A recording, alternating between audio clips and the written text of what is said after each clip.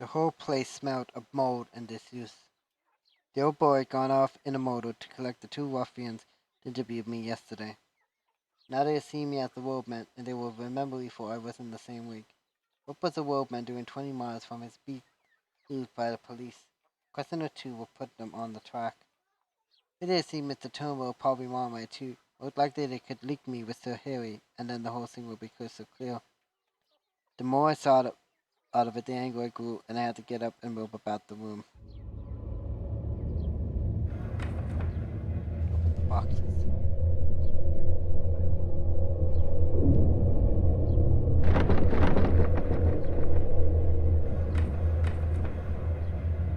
And on the wall was scenes worth investigating.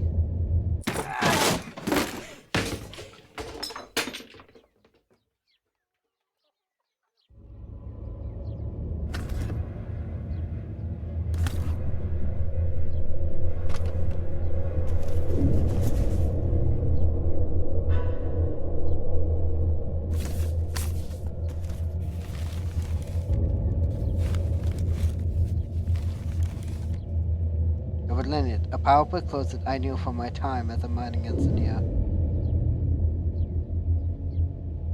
I'd forgotten the proper chores and the right way of preparing it, and I wasn't sure about the timing. It only made no sense too as to the powder. Well, I thought I had used it. It's that I did not handle it with my own fingers. Chance, the only possible chance. The remembrance of little Scudder decided me.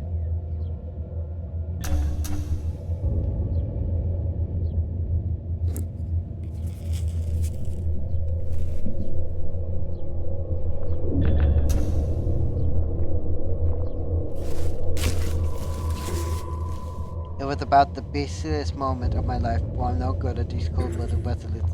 Still managed to wake up the plug, to set my teeth, and choke back the horrid doubt that flooded in on me. As if it's out of my mind and pretended I was doing it as simple as Guy Fawkes' fireworks.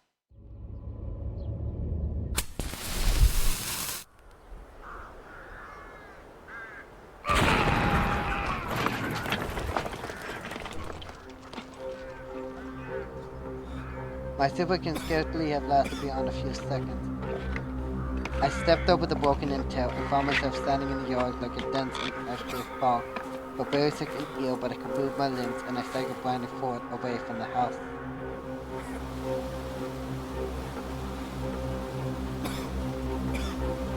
A small mild glade ran wooden adjacent to the other side of the yard. I fell into this. Cold water would bite me, and I had just enough wits left to think of escape. I squirmed up the lade among the slippery green slime till I reached the mill wheel. Then I wriggled through the axle hole into the old mill and tumbled onto a bed of chaff. A nail caught the seat of my trousers, and I left the whistle hit behind me. Nausea shook me, and the wheel in my head kept turning, while my left shoulder now seemed to be stricken with the palsy. Goddamn broken ladders scattered from chaff need to cover my foot check. As the same on the mill floor in the threshold where the door hung on broken hinges.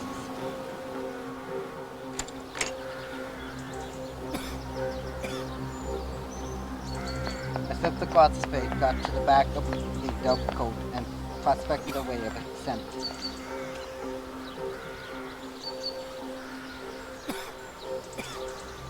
By the use of an outjutting stones gave in the masonry and a tough ivy root, I got to the top.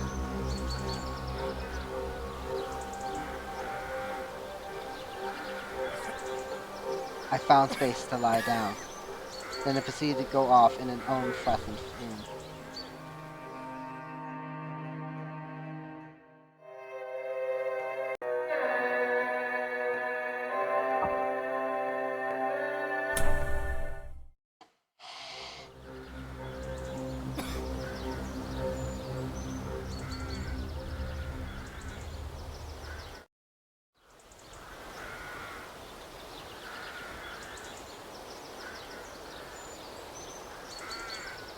I woke with a burning head and the sun glaring in my face.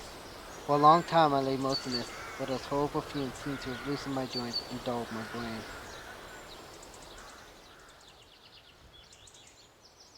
There was a little gap in the pathway to which I wiggled, and from which I had some sort of prospect of the yard. As I figured come out, a servant with his head bound up, and then a younger man in knickerbockers. I saw the round figures of my late captors, and I thought I made out the man with the list. I noticed that all had pistols. They were looking for something and moved toward the mill. For half an hour they ransacked the mill. Then they came outside and stood just below the doorknob, arguing fiercely. Fiddling with the door of the dovecote before one horrid moment I fancied they were coming up. Thought better of it and went back to the house.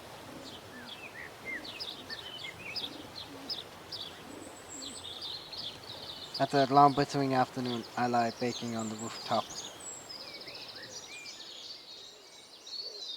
Third was the chief torment. My tongue was like a stick. I watched the course of the little stream as it came in from the moor. I would have given £1,000 to plunge my face into that. The other kids speed away with 2 occupants and a man on a real pony riding beast. I wished them joy of their quest.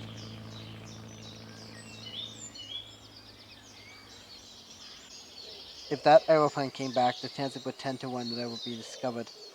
So through the afternoon I lied and prayed for the coming of darkness.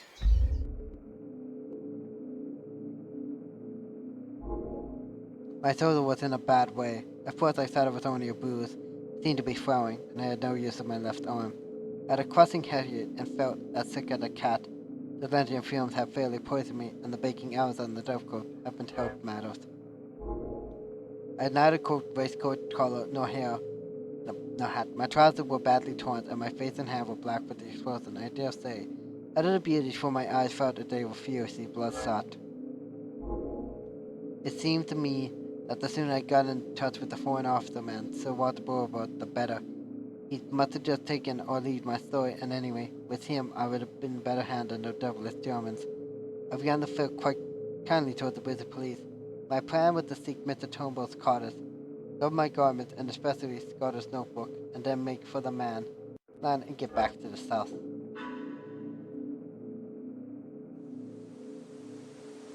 Thank God it was a black night. My thirst was too great to allow me to tarry, so about 9 o'clock, as far as I could judge, I started to descend. Halfway down I heard the back door of the house open, and saw the gleam of a lantern against the mill wall. For some antagonizing minute, I hung by the ivy and prayed that whoever it would come round by the dovecote. The light disappeared, and I dropped as softly as I could onto the hard soil of the yard. I crawled on my belly in the lean of a stone dike till I reached the fringe of trees that surrounded the house. I was in a pretty bad way. 10 minutes later, my face was in the spring, and I was soaking down pints of the burst of water, but it did not stop till I had half a dozen miles between me and that accursed dwelling.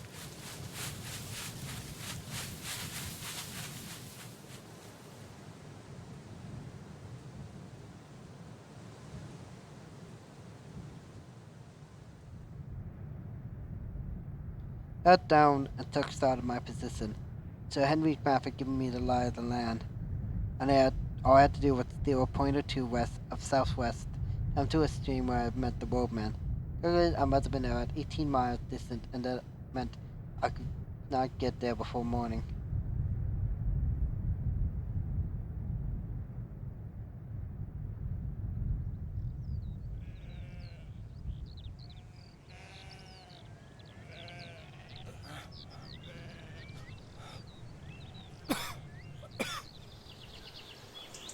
Very soon after daybreak, I made an attempt to clean myself in a hill barn, close to Hurst's cottage, for I was feeling the need of food.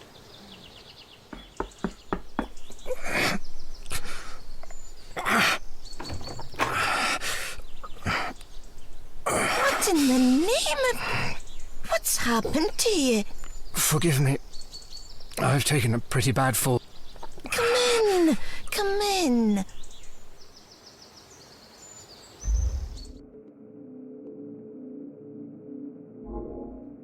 He was a pretty decent old body and a plucky one, for those he got a fight when he saw me.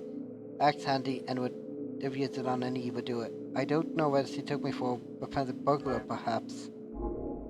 Like a true Samaritan, he asked me no question, but gave me a bowl of milk with a dastardly whiskey in it, and let me sit for a little by her kitchen fire. He would have bathed my soda, but it ached so badly that I would not let her touch it. He had wrapped the plaid around my soda, and when I left that cottage, I was a living image of the kind of Scotsman you see in the illustration to Burns' poem.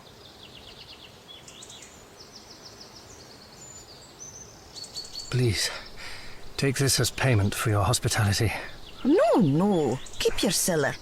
No. Give it to them that hae richt it.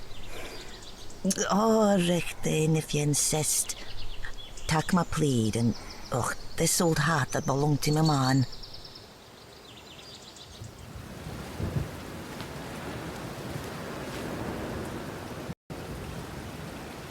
I passed over the misery of that night among the wet hills. Twice I lost my way and had some nasty falls into pitfalls. I had only about 10 miles to go at the crow flies, but my mistake made it nearly 20. That big work completed with a set piece and a very light and dizzy head. I had managed it, and at the early dawn I was knocking at Mr. Turnbull's door.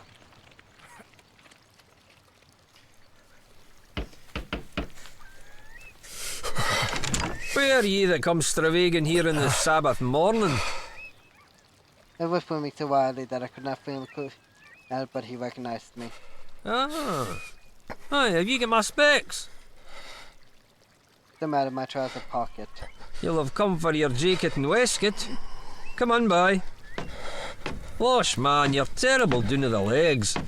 Hold up till I get you to a chair.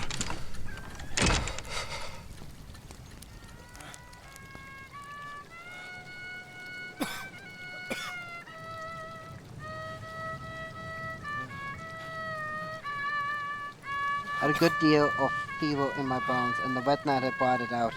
Sodas and the effect of the fume combined to make me feel pretty bad.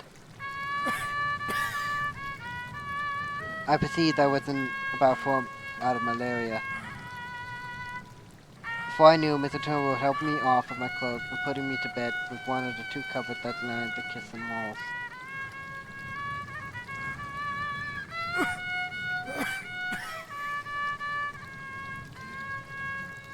He was a true friend in need, that old roadman.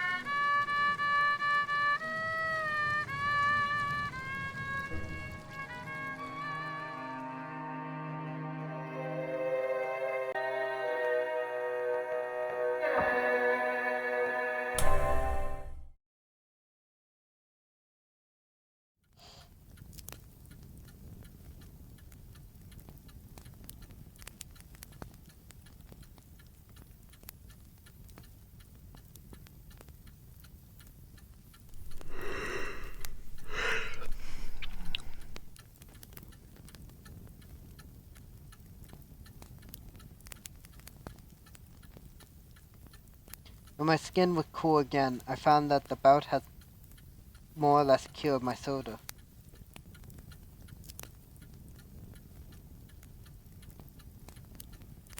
But it was a baddest go, and I thought, and though I was out of my bed in 5 days, it took some time to get my legs again. Turnbull was out each morning, leaving me milk for the day, and locking the door behind him, and came in the evening to sit silently in the chimney corner. The Lord came near the place, and he never bothered me with a question. He never even stopped my name.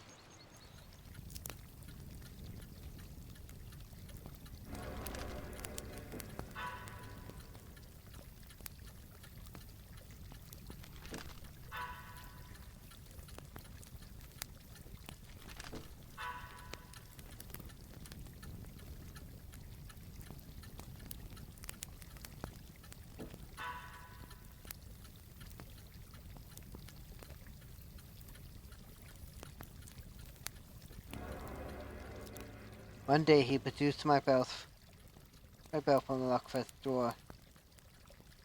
Here's your belt. There's a terrible heap of siller in it. You better count it to see it's a there. Thank you, but I'm sure there's no need. By the way, could you tell me, has anyone been inquiring after me? Aye, there was a man in a motor car. He speered what I'd taken my place that day, and I let on I thought him daft. But he keep it on at me, and saying I said he mun be thinking of my good brother frae the cliff that whiles leaned me a horn. He was a worse looking soul, and I couldn't understand the half of his English tongue.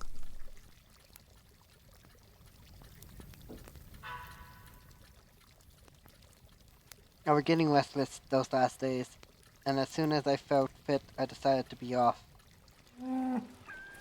As luck would have it, a drover went past that morning, taking some cattle to Moffat.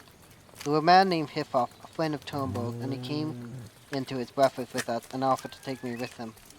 I made Turnbull accept £5 for my lodging, and a hard job I had of it. There was never a more independent being. When I told Turnbull how much I owed him, he grunted something about one good turn deserving another. You would have thought from our leave taking what he had parted in disgust.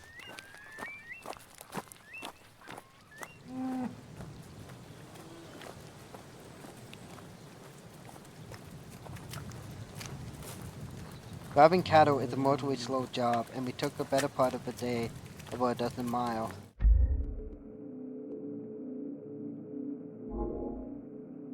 Christoph was a cheery soul who clouded all the way over the pass and down the sunny vale of Avon. I talked of Galway market and sea prices, and Hyssop made up his mind I was part the pack separate from those parts, wherever that may be. I don't mind for the summer, and little for Hyssop contemplating, for as the faithful 15th of June draws near, I was overweight with the hopeless difficulties of my enterprise. Had I not had such an anxious heart, I would have enjoyed that time.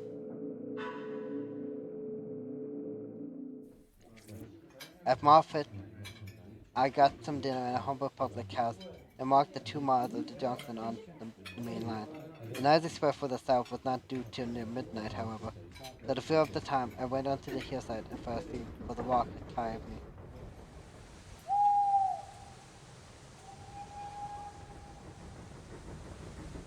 I all but slept too long and had to run the station and catch up the train with 2 minutes to spare.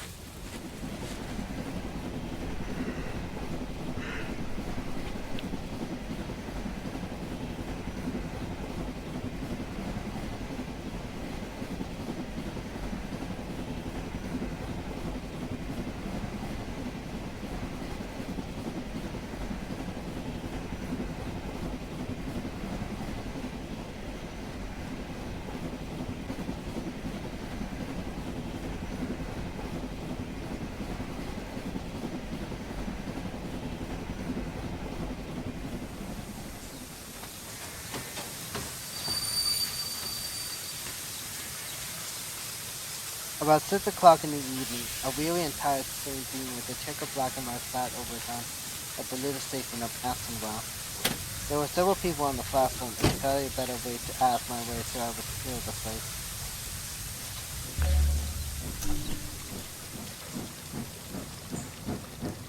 I came to a bridge and fell to whistling.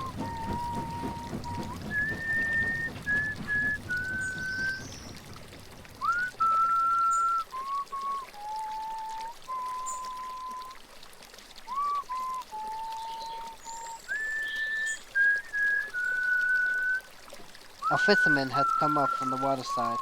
He leaned the delicate 10-foot cane wide against the bridge and looked with me at the water. Clear, isn't it? I back our Kennet any day against the test. Look at that big fellow. 4 pounds if it's an ounce. But the evening rise is over and you can't tempt him. I don't see him. Look, there. A yard from the reeds, just above that stickle. Ah, I've got him now. You might swear he was a black stone. So.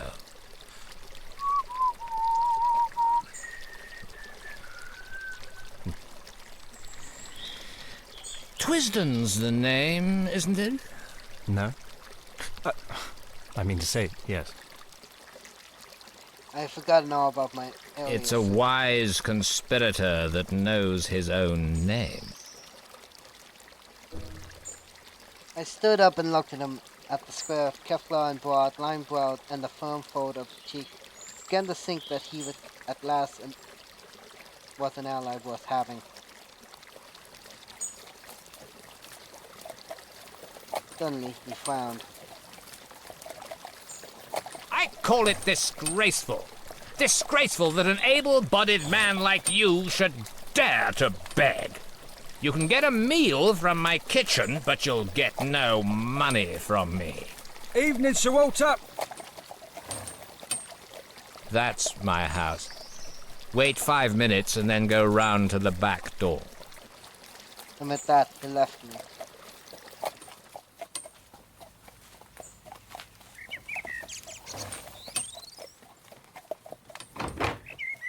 At the back door, a gay butler was awaiting me. Come this way, sir.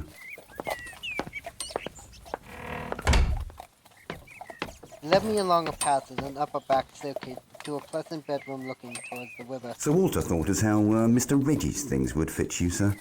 He keeps some clothes here, for he comes regular on the weekends. There's a bathroom next door, and I've prepared a hot bath. Dinner in half an hour, sir. You'll hear the gong.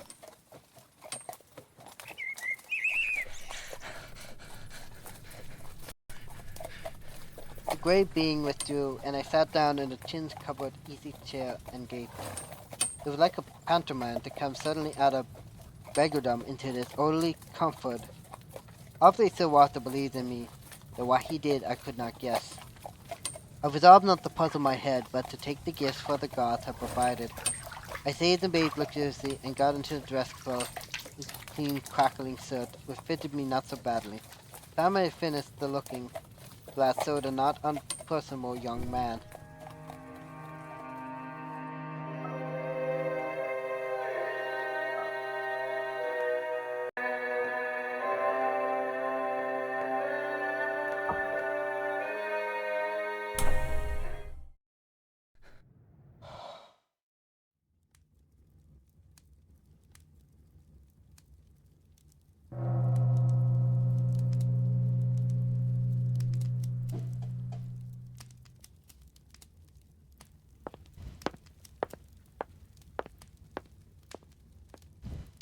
Sir Walter awaited me in the dining room. The sight of him, so respectable and established and secure, the embodiment of law and government and all the convictions, took me aback and made me feel like an interloper. You know the truth about me, or he wouldn't treat me like this. Could not accept his hospitality on false pretenses.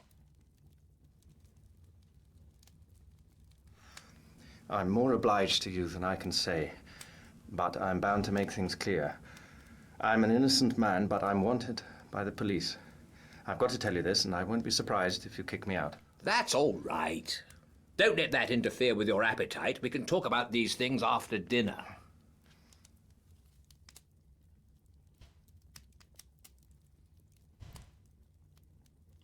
It made me almost hysterical to be sitting there, waited on by a footman and a sleek butler, and remember that I had been living for 3 weeks like a brigand, with every man's hand against me.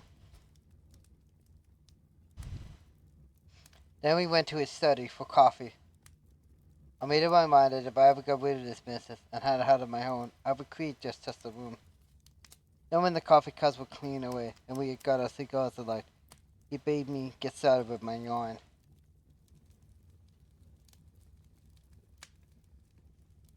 I've obeyed Harry's instructions, and the bribe he offered me was that you would tell me something to wake me up.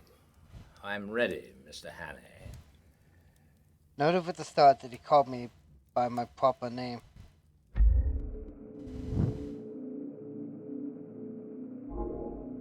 I told him my boredom in London, and the night I had come back to find Scotland giving thirst up. I told him all Scott had told me about Carolina and the Foreign Office went, and I made him purse his lips and grin.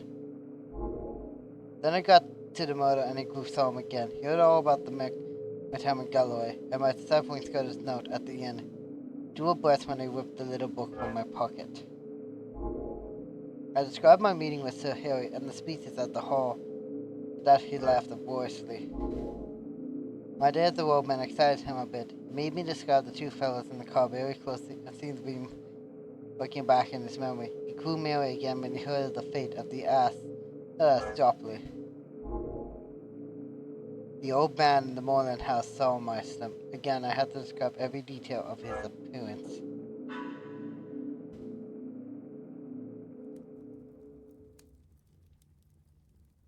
You may dismiss the police from your mind. You're in no danger from the law of this land. Great Scott. Have they got the murderer? No. But for the last fortnight, they've dropped you from the list of possibles. Why? Principally because I received a letter from Scudder. I knew something of the man, and he did several jobs for me. He was half crank, half genius, but he was wholly honest. Trouble about him was his partiality for playing a lone hand. That made him pretty well useless in any secret service. A pity, for he had uncommon gifts. I think he was the bravest man in the world, for he was always shivering with fright, and yet nothing would choke him off. I had a letter from him on the 31st of May. But he had been dead a week by then. The letter was written and posted on the 23rd. He evidently did not anticipate an immediate decease. His communications usually took a week to reach me, for they were sent undercover to Spain and then to Newcastle. He had a mania, you know, for concealing his tracks. He got up and crossed the room to a cabinet, bringing back Scudder's letter.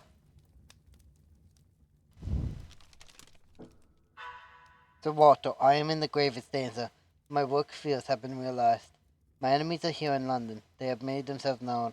I cannot write more in case these words be intercepted, but I have found shelter with a good friend, lived in an important place. God willing, you will hear from me before the 15th of June. Your fervent Franklin P. Scudder. I think his object was to clear you if anything happened. But when I got it, I went to Scotland Yard, went over the details of the inquest, and concluded that you were the friend. We made inquiries about you, Mr. Hannay, and found you were respectable. I thought I knew the motives for your disappearance, not only the police, the other one, too. And when I got Harry's scrawl, I guessed at the rest. I've been expecting you any time this past week. Thank heavens. Imagine what a load this took off my mind. I felt a free man once more. Now, let us have the little notebook. To his good hour to work through it. Your face was very grey before he had finished, and he sat silent for a while.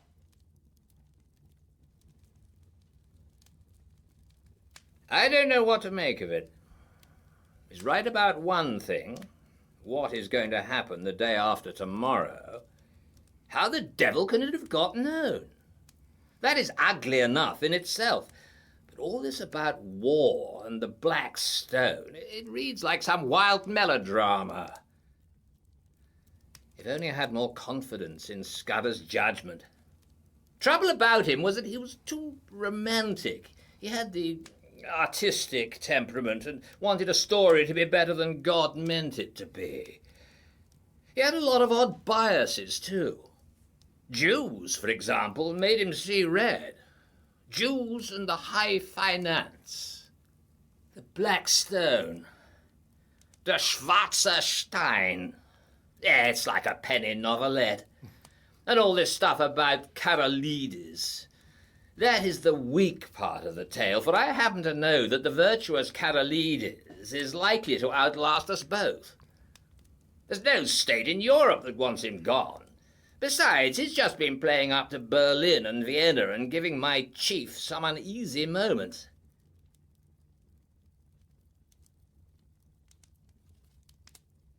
No. Scudder's gone off the track there. Frankly, Hannay, I don't believe that part of his story. There's some nasty business afoot, and he found out too much and lost his life over it. But I'm ready to take my oath that it's ordinary spy work. A certain great European power makes a hobby of her spy system, and her methods are not too particular. Since she pays by piecework, her blackguards are not likely to stick at a murder or two. They want our naval dispositions for their collection at the Marineamt. But they'll be pigeonholed, nothing more.